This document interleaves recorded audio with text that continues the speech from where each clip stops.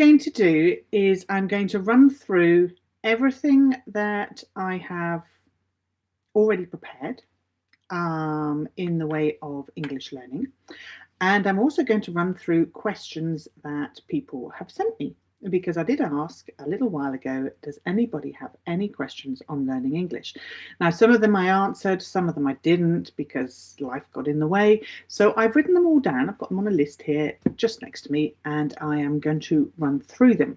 Hopefully, these questions are going to be things that you too are worried about or have problems with. So hopefully they will be questions that, everybody would like to be answered. So here we go.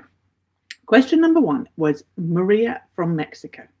Now, she asked how to stop mixing tenses. She said that she uses the past and obviously the present and the future, and she makes a lot of mistakes in how to put her grammar together. Now, your grammar, when I started speaking French, I moved here in my 30s, and I had to learn French the hard way. I didn't go to courses, I didn't buy books. I learnt the present tense in French, and I spoke only in present tense for, it must have been probably 2 years. I didn't even attempt past tense or future tense because to me it was very complicated. French is already a complicated language, and I just couldn't see myself speaking in the past or the future tense. So what I did, and this is a very common way of learning a language, is you learn your present tense. Learn it really, really well. Know where you're at with your sentence. Know how to construct a sentence. That is simple. Once you have your sentence constructed, you then add a time word. So, for example, a time marker is something like yesterday or next week or last year. So my present tense sentence, I could say, I like cycling. Now, I can put that into the past. I like cycling yesterday. So obviously, to an English speaker, everyone's going to understand that you rode your bike yesterday. It's not perfect. No. It's not correct grammar. No. But you can communicate. Yes, absolutely, you can communicate like that. You can use the same sentence in the future. I like cycling next year. So I'm going to ride my bicycle next year. You see how easy it is? Just with a few time markers, you can tell people whether you're talking about the past or the future, just using present tense. So until you're really, really comfortable with the present tense, don't even attempt to do past and future tense. It will just mess up your mind and it will all become very complicated. And that's why Maria is hopping from one tense to another, not quite sure where she is. It's because you're not grounded in your present tense. So ground in your present tense, and then from there you can add your past and your future markers. Okay. The second question was Ahmed. Now he wrote in from Morocco, and he said, how do I sound natural when I speak English? Now this is a huge debate. When we're learning another language, it's very difficult because we have an accent, all of us. Doesn't matter where you come from, doesn't matter what language you're trying to speak, you have an accent. Now, for years and years, I have tried not to have an accent when I speak French. Why? Because I want to be invisible. I don't want people to point the finger and say, oh, that's the English lady. Or, oh, I heard you were English. I wanted to blend in. I wanted to be invisible. I wanted to be one of them. And after very many years, I'm talking like 10, 15 years, someone said to me, but your accent is a part of you. It's what makes you Samantha, is the way I speak. I'd never seen it like that. Never. I'd never seen, you see your hair, you see the way you dress, you see whether you wear makeup or not, the items you have around you, that is all part of me. But to say that my accent is part of me, I had never thought of it like that. And it's so, so true. Your accent is a part of you. It's what makes you you. Otherwise, you'd be somebody else. So be proud of your accent. And sure, you can sound more English. You can sound more natural when you speak just by copying the intonation. And intonation is just when I go up and down when I speak my words, so that you know if I'm asking a question, or if I'm saying a sentence, or if I'm really unhappy. So you see the different intonation in the word will be different depending on your language. Every language has different intonation on the sound, and all it is different letters have it's called a stress. When you have a word in front of you, you will stress part of the word. Now you can try it yourself now. You can say a word and in your language, and you will either pronounce the first couple of letters hard or the last few letters hard, or maybe somewhere in the middle. Now for an English person, we may pronounce it differently, which is what makes us sound foreign. So for Ahmed, if you want to sound natural, listen to an English person speaking and try and follow their intonation. It doesn't matter about your accent. Accent is, I went off on a side path there on accent. It is linked because we try and think that if we're going to sound natural, then we're not going to have our accent. You will have your accent. Your accent is a part of you. It's always going to be there. But you can sound more natural by following that flow of an English speaker. So listen when I say words. Now I speak very fast, I know, but if I say words, then all you have to do is listen to, is it the beginning of the word that is important, or the end? Which letter is more important in the word? And it will help you sound more natural. I hope that helps, Ahmed. So a third question was from Lisbon. I'm not quite sure how to pronounce your name, so I hope I don't get it right. I hope I don't get it wrong, sorry. Priya, I think is how you say it. Priya from Lisbon said she is scared of speaking. How can she get over being scared of speaking? The only thing I can say to you is we are all scared. Every single one of us. So first of all, keep that in mind, that we are all the same. We're all nervous about speaking a second language. Everybody. And the way you get over that is to build your confidence. And how do you build your confidence? Well, you have a few sentences that you can say really, really well. And this is like a starter block for conversation. So it might be, hello, my name is Samantha. I'm English. How are you? 4 things to remember. Get that really, really good. And you can bring that out at any moment. Anytime you meet somebody, you can bring out those 4 sentences. Now, of course, when you get to the end of the 4 sentences, they're going to ask you a question or say something to you, and you're going to not know how to answer. You answer the best way you can, and what you do is you remember, what did they ask me? And you come home. So maybe they said, how is the weather? Do you like the weather in France? And you didn't know, or you might have responded, but not with a very good answer. So you come home and you add a sentence to your little block of 4. You add a sentence or 2 about weather. How can I ask about the weather? How can I answer? And you make them very, very general. So I love the weather in France. And how do you like the weather? Or the weather, do you like the weather today? It's very simple. You can do very simple sentences. You add those to your 4, now you have 6, and you keep building and keep building. And eventually you will have a big packet of sentences that you can bring out at any moment to anybody. And what will happen is eventually you'll end up actually spending hours talking in English without even realizing it. Because you've spent so much time packing all your little sentences into a package, you won't realize that that all takes time. And you'll be speaking, and half an hour into your conversation, you'll think, oh, I've been speaking English for like half an hour. So it does happen. I've been there, I've done it.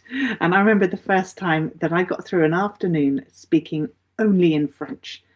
And sure, you know, some of it I didn't know. I did go with a dictionary so that I could look up words. But it is really, really good way of getting over that confidence of not being scared of speaking.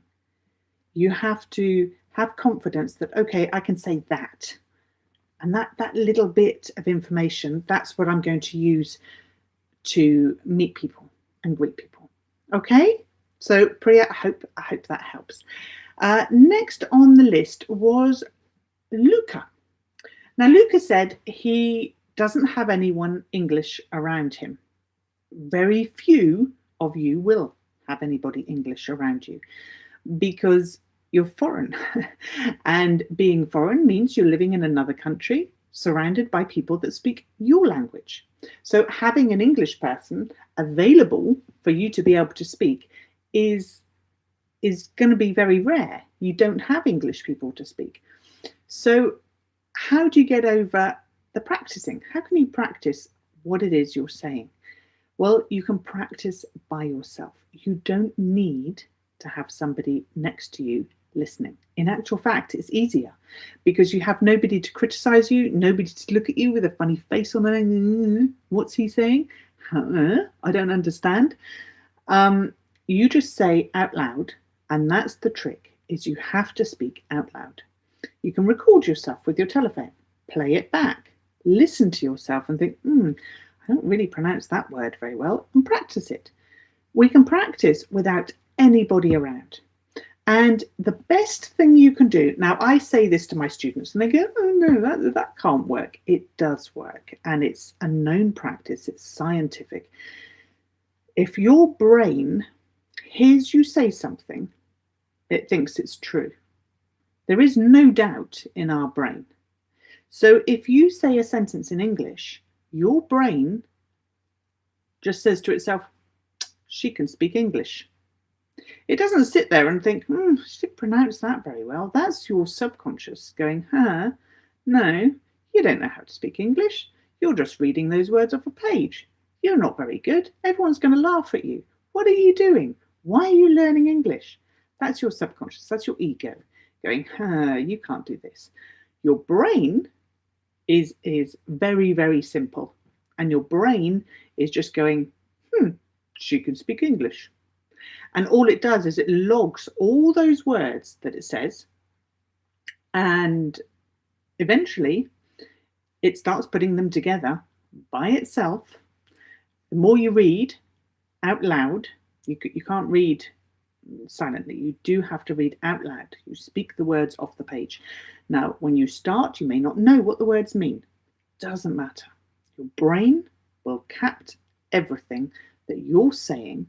It will store it all, and the more you read, the more you will see how words are put into sentences, how words go together, how questions are formed. There's so many things you can learn, and you can practice all of this without having anybody around you.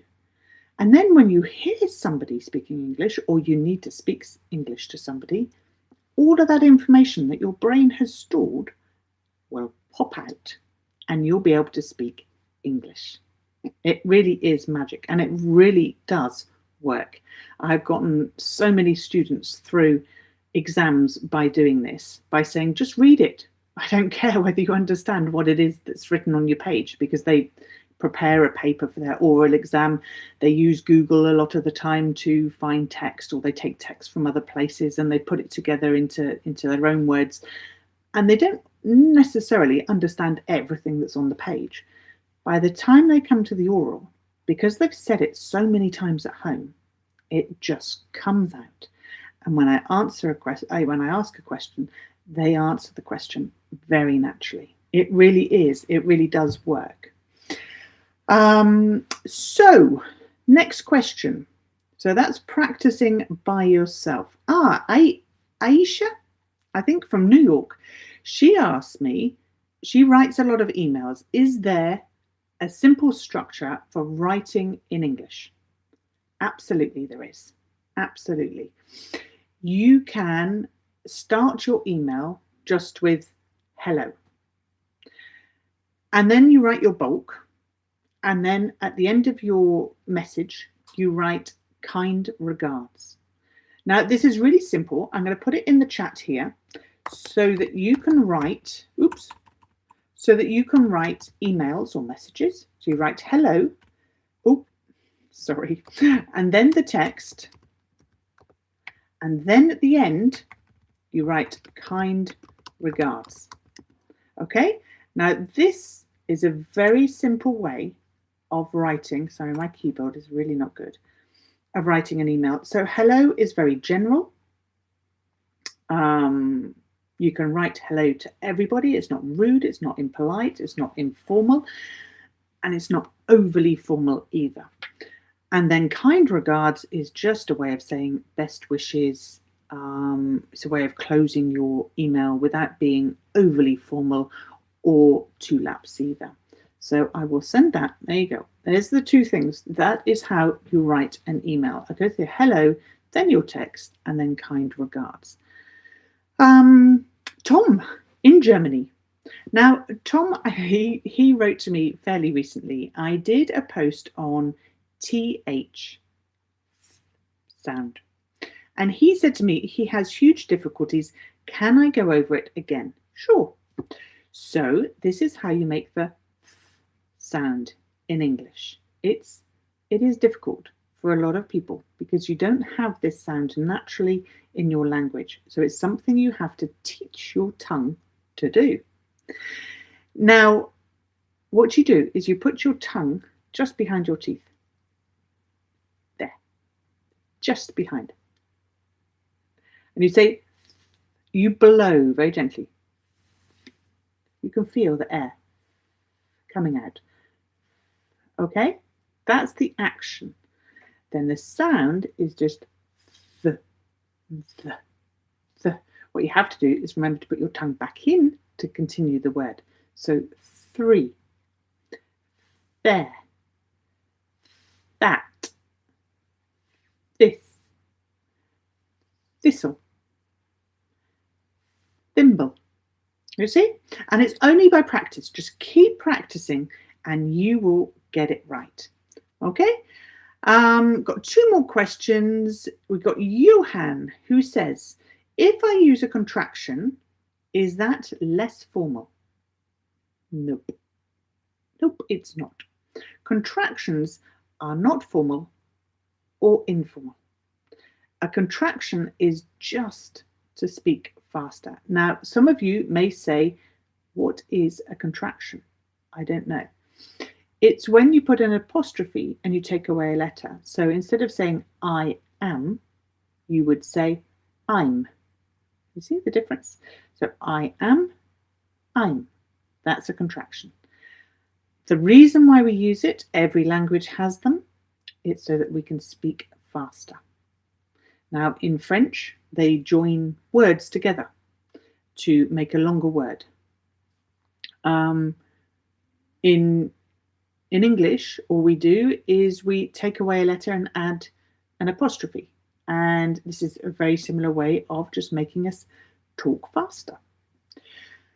So that's it. It's got nothing to do with being formal or informal. And if you can't use a contraction, if you find them difficult, don't use them. It's not incorrect to not use a contraction. Okay? You can say I am. Everyone will understand you. You don't sound any more of a foreigner. You don't sound stupid.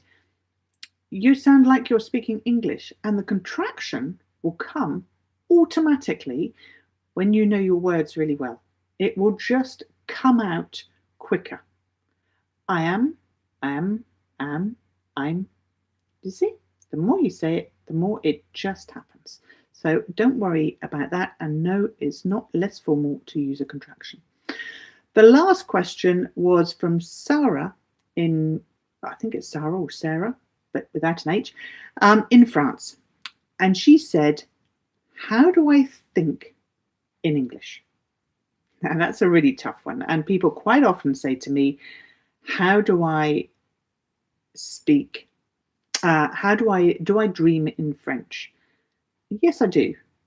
But it took me probably 5 years of speaking French before I started dreaming in French.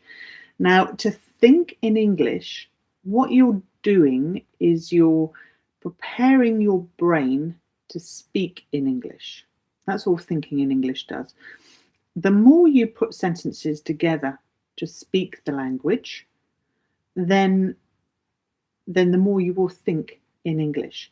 Now, my brain at the moment does gymnastics all the time between French and English. And I do mix up the two languages. You will have heard on some of my videos, I post them anyway, but on some of my videos, I'll use a French pronunciation or a French word sometimes instead of the English word.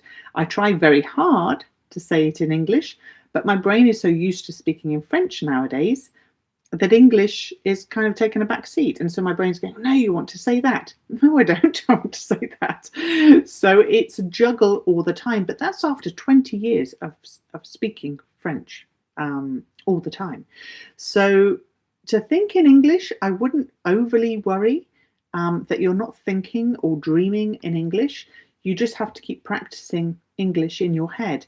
And like I said before, for Luca, it was, if you practice and you practice out loud, so you start reading words off a page, that will in actual fact help you think in English, because your brain will think all by itself and it'll be putting all of those words into an order in your head, and you'll start thinking, what are those words meaning? What do they do? How is the sentence formed? And your brain automatically will start thinking about these words and putting them all together. So it will happen. It's a natural process. Don't worry if you don't think in English and you carry on thinking in your language. That doesn't matter. All you need to do is just before you say something is obviously think about what it is you're going to say, but don't think too long. You know, it really doesn't matter if it comes out wrong or it comes out jumbled up or it comes out and you've used the wrong ending for the word. So many people do, and there are a few people that message me directly and their English is all over the place. They have a very good level of English, they have a very good level of vocabulary. They just mix it all up and get the order wrong. It doesn't matter. I understand what they're saying. And to me, language is communication. The best thing you can do is smile. Smiling is a really good way of disarming yourself. So the stress level goes down because you smile, and it also disarms the person opposite you that's listening. As soon as you smile, they realize that you're having difficulty. They will help you. They will realize that, you're not a proficient English speaker, and that's fine. And it takes away a lot of the barriers, a lot of the stress of talking in another language. I hope these questions really apply to you as well, and you can get some benefit out of these answers. It's been great being here. And thank you very much for connecting or for watching in replay. I know this has been a bit of a trial and struggle for me. I'm glad it's done. And I will be connecting again on the 1st of February. I'm going to try and do a live every single month on the 1st. So the live will be roughly the same time, unless you have a preference for another time of day. But I will let you know the time of day and the day that it's going to happen, 1st of the month, every month for this year. We'll see how it goes. If you have any questions that you want to ask me, do ask them. And you can always put them in the comments and I'll pick them up for next time and I'll give you the answers next time that we connect. I've also been working on a website. Yay! And on this website, there are 3 things. There will be English courses that you can purchase and you can work your way through an English course at your own pace.